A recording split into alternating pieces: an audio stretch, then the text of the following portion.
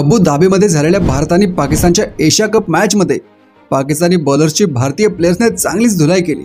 विशेष म्हणजे अभिषेक शर्माने तर पाकिस्तानी बॉलर हॅरिस रॉफला दिवसा तारे दाखवले आणि यानंतर मार खात असलेल्या पाकिस्तानी प्लेयरचा संयम सुटला आणि त्यांनी नेहमीप्रमाणे मैदानावर रडायला सुरुवात केली। मॅचमध्ये एका क्षणी हॅरिस रॉफ बाउंड्री लाईनजवळ फिल्डिंग करत होता। त्याला पाहताच भारतीय फॅन्स कोहली कोहली असे नारे देऊ लागले। आता तुम्हाला वाटेल की फॅन्स कोहलीचे नाव का घेत होते, तर यामागे एक इंटरेस्टिंग स्टोरी आहे।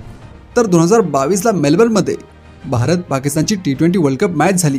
या मॅचमध्ये विराट कोहलीने हॅरिस रॉफच्या शेवटच्या 2 बॉलवर 2 सिक्स मारून भारताला दणदणीत विजय मिळवून दिला। त्यामुळेच भारतीय फॅन्स हॅरिस रॉफला कोहली कोहली म्हणून चिडवत होते। आता क्रिकेटमध्ये हे चालूच असतं, पण या चिडक्या हॅरिस रॉफला हे पाहून अचानक राग आला। मग त्याने फॅन्सला एक अत्यंत आक्षेपार्ह इशारा केला आणि मग त्याचा व्हिडिओ सोशल मीडियावर फार व्हायरल झाला। व्हिडिओमध्ये हॅरिसने हवेत विमान उडण्याचा आणि मग त्याचा स्फोट झाल्यासारखे हावभाव केले। सोबतच त्याने आपल्या हातांनी 6-0 असा इशारा केला। त्याला असं दाखवायचं होतं की ऑपरेशन सिंदूरमध्ये जेव्हा भारताने पाकिस्तानवर एअर स्ट्राईक केला तेव्हा पाकिस्तानने हवेतच भारताची विमानं उडवली, असं हॅरिस रॉफ फॅन्सला इशाऱ्यातून दाखवत होता आणि सोबतच 6-0 असाही तो इशारा देत होता। आता त्यांचं असं मत आहे की त्यांनी ऑपरेशन सिंदूरमध्ये भारताची 6 राफेल विमानं पाडली, पण या त्यांच्या दाव्यांचे त्यांना कुणी पुरावे मागितले तर ते त्यांच्याकडे नसतात। आता या हॅरिसबद्दल बोलायचं झालं तर अगोदर त्याने स्वतःच्या देशाचे भारताविरुद्धचे रेकॉर्ड पाहिले पाहिजेत, मग ते क्रिकेटमध्ये असो किंवा युद्धात असो।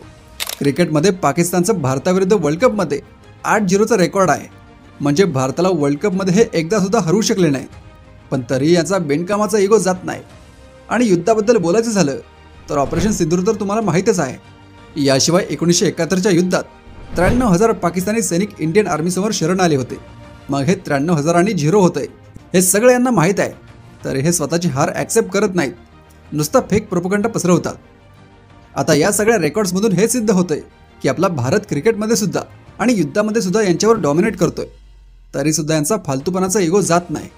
आणि दुसरं म्हणजे याच मॅचमध्ये पाकिस्तानकडून सर्वाधिक रन करणाऱ्या फरहान शरीफने सुद्धा एक वादग्रस्त कृत्य केले।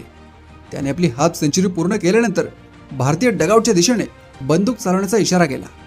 म्हणजे यांची मानसिकता काय आहे हे तुम्हाला यातून कळलंच असेल। यांना ॲक्च्युअल युद्धात तर काय करता येत नाही, पण असंच कुठल्या तरी मॅचमध्ये आपल्या छोट्याशा अचिव्हमेंटवर हे असले चाळे करतात। पण आपली टीमसुद्धा हलकी नाही, त्यांनी ह्यांना याचं चांगलंच उत्तर दिलं। शिवाय या मॅचमध्ये पाकिस्तानी प्लेयर भारतीय प्लेयर्सला स्लेजिंग करण्याचा प्रयत्नही करत होते, पण शुभमन गिल आणि अभिषेक शर्माने त्यांना बॅटनेच नाही तर तोंडानेही सडेतोड उत्तर दिलं।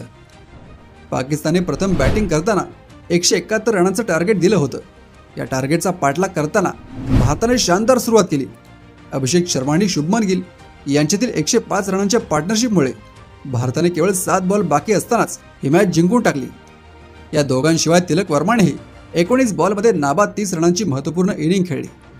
शेवटी ही केवळ एक मॅच नव्हती, तर यात भारताची स्पोर्टमॅन स्पिरिट आणि पाकिस्तानचा चिडकेपणा समोर आला।